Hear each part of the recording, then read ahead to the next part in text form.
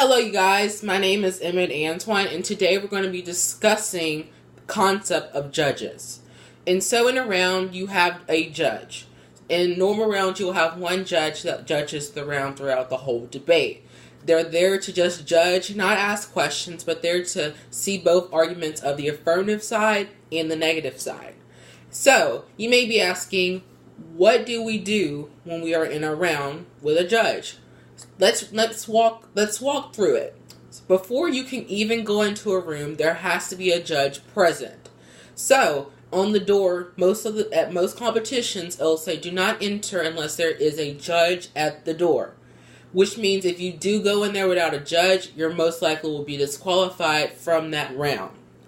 And when you enter the room with the judge and the other opponents, and make sure that your opponents are in the room when you can ask this question. You want to know how the judge will judge the round. You want to know what they think is great arguments and what they think they don't like. You want to make sure that the judge can understand your argument as much as possible.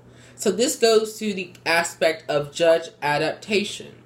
And so when we talk about judge adaptations, there are two groups of judges you will always encounter no matter what.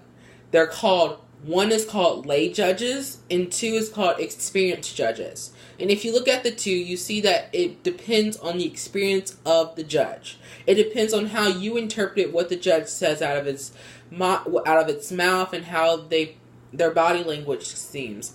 If a judge has never heard of concepts such as critiques or a counterplan or a disadvantage, you're going to have to make sure to explain each aspect of that to the judge. So that leads us to our lay judge category. That's our first group of judges.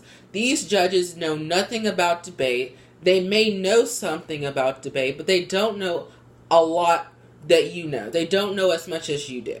And so that means you need to break every argument down. You don't need to spread. And remember, spreading is just speaking quickly to make sure you can get as many points across as possible.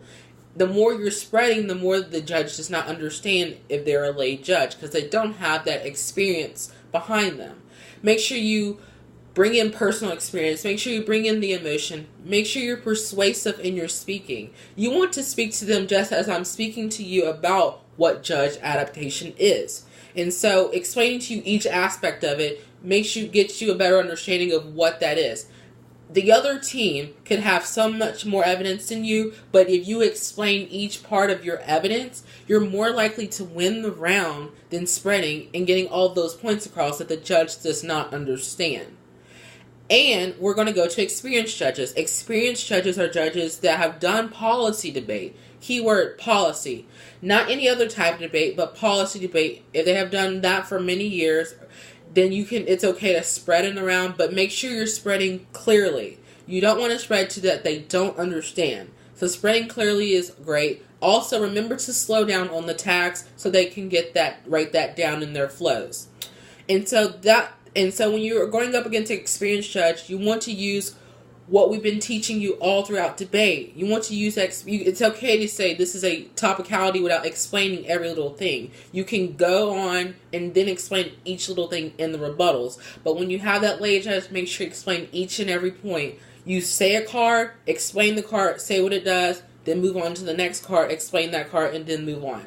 And so I hope this video has helped you what judge adaptation is, and I hope that you'll be the great debaters we know you can be. So thank you for tuning in to just judge adaptation and judges in general. Thank you.